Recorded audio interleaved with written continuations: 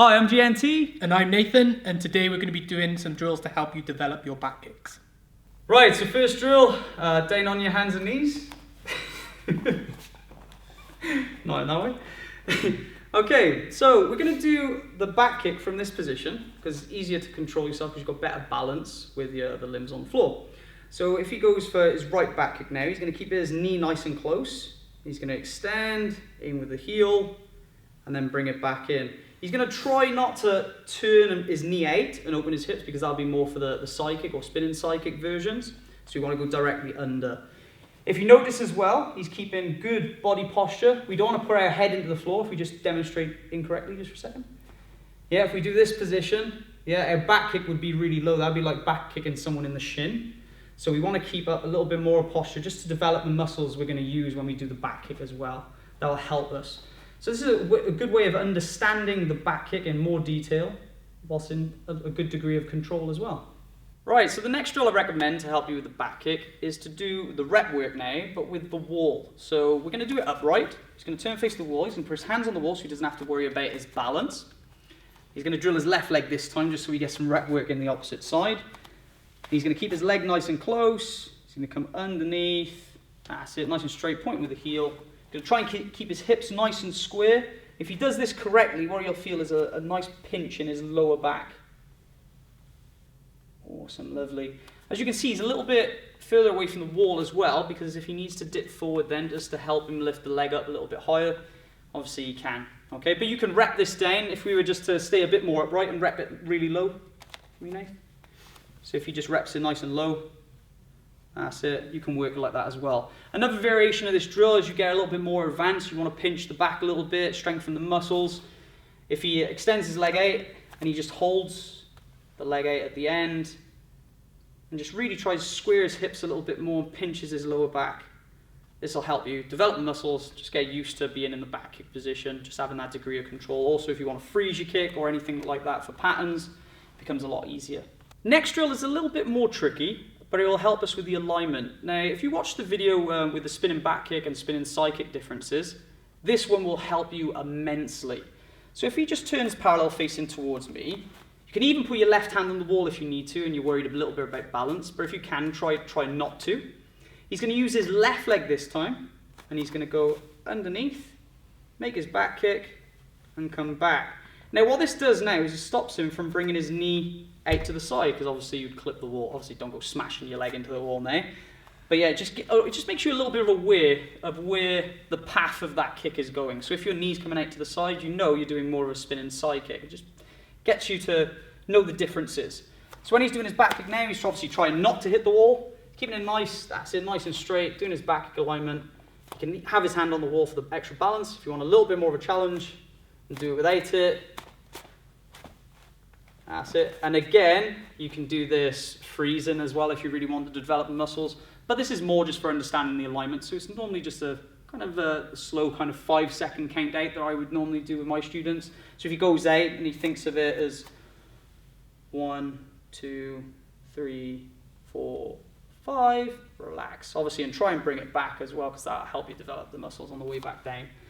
Okay, so that's the other drill. This one is super important. This is the one you need to put a star by.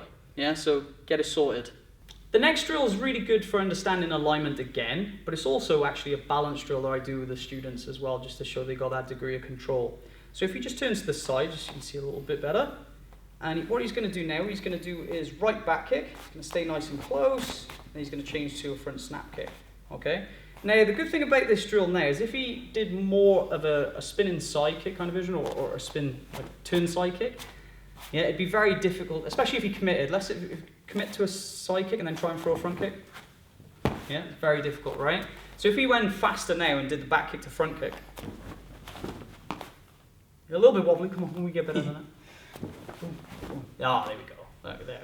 That's the one we're looking for. So see how that shows the linear technique? It's just linear. Okay? Whereas the other one, if he throws in the circular, he goes off balance and then he can't recover for the front snap kick. So this is a nice little drill to do. Again, you can do this slow, but as you just seen, we can do this fast as well to demonstrate the alignment a little bit more efficiently and to show it a little bit more practically as well, because when we do the kicks, we are going to be going a little bit faster. Obviously, you won't be doing the front snap kick unless you're fighting 2 people, but it's more just to understand the linear movement with this kick. Okay, so the next drill is to do the back kick whilst you're connecting with something, but also missing something as well, because they're the main 2 outcomes. Obviously, we can scuff, we can do other things, but the main things that when we make a back kick is we either connect with it or we'll miss. So it's just getting used to your balance whilst you do that. So what he's going to do is he's going to turn parallel. We're just going to go for the back kick now. I know a lot of people like the spin back kick, but there's other drills for that as well. But when we're doing the back kick now, if you just go smash one, you can hit to this one. Boom. Okay. That's it. He reps that a couple of times. I know you don't want to knock the bob over, but go on, knock him over. Give him one. There you go. Sweet. Okay, so that's a nice back kick. Good alignment. It's traveling straight. As you can see as well, the bob is traveling back straight. Now, that's a good indicator of whether the knee's coming around or not, because normally if the knee comes around, let's just do more of a turn side kick. And what you'll find, see it, you probably can't see it from this angle that much, but I definitely can. The bob's gone from landing this angle to landing at this angle. Yeah, so you can see that curve in the position. So even knocking down something, or how you hit somebody on the shield and how they move back, can indicate whether you're doing that back kick correctly or not, because it's a static target, so it's a good way to see. When it's moving, obviously it's a little bit different. The person can move and then it could scuff, it could be a little bit of a different story. Then he's going to move a little bit further away. A little more. And he's definitely going to miss with his back kick now. Okay? And what we're looking for with that as well is if he's not leaning too much into his back kick, that he falls. So if, let's say we do something wrong, yeah, we don't want to be doing this, because if we overcommit with a back kick and fall, then we're vulnerable. Okay? Also, we don't want to be leaning too much this way, because if he back kicks and leans this way, he might lose his balance a little bit, but if he connects with something, let's say he comes in a little bit closer now, this is what's good for connecting as well, he's definitely going to rebound off. Okay? So this is a good drill to see whether your back kick is at a good point and your balance is in a good position as well.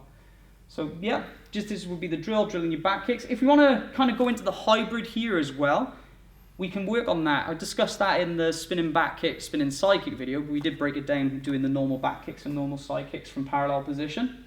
Let's say he was just out of range of the back kick. What he could do now is do his back kick and then turn at the end to reach and make it a side kick at the end. So you could work on your hybrid, but remember, stick to that back kick position first before you go to the side kick position at the end. So it's more linear and then it turns, okay, rather than circling around. Another drill I like to do with connecting is to actually do it from different ranges. This way then, if we're going to use it in sparring and we get jammed, we can still be able to pull off the back kick at close range, go into more of our further range away. So if he's here now, he could do a back kick here. Yes, it's going to be lower. Yeah, hopefully you don't hit that. But let's say he tries to, yeah, a little bit further away then. Okay, and then he's going to hit more of the groin and so on and so forth. As he moves further away, it'll be more bladder, might go to the solar plexus. And we'll just work our way up. Now, what you should be doing as well with this, obviously you don't want to keep knocking down the bob and picking him back up, right? But you'd be smashing it each time with a back kick. And again, you know, this is more for connecting now. This is not really missing, because this would be someone coming into your range. So it'd be showing you got an efficient back kick connecting with someone. So even if they were really close, as you've seen, you would be hitting the base. So that would be someone's leg. Yeah, it could be someone's groin. Yeah, so on and so forth. Okay, so what would you say if someone had practiced those drills and they got relatively decent at them? What would you say is the next stage to progress to then? I would try and do the back kicks with some extra movements, a bit of footwork, maybe develop into the spin as well, because that way you can use it a bit more practically in sparring or fighting. Obviously with everything going on right now, it's a bit difficult to do in the sparring sense, but eventually we'll hopefully get back to that. But yeah, for now I'd say drill it on bob, drill it on whatever you got, you know, that you can connect with, the air if you're doing the drills. A lot of these translate for the spinning back kicks as well. So you can do, for example, the wall spinning back kick. You just place your hands on the wall as you go around for the spin, things like that. I would teach you a bit more differently if I was going for the spin back kick though. There'd be extra drills and different pointers. But yeah, I just try and move on to something else, develop the footwork and movement. That's the main thing I go for. And then eventually when we can, try it, put it into sparring and see if it works. Right, so that's the video. I hope you enjoyed the drills and I hope they help develop your back kicks. Also, like and subscribe if you haven't already. Thanks for your support. We're Team GNT. Whoa.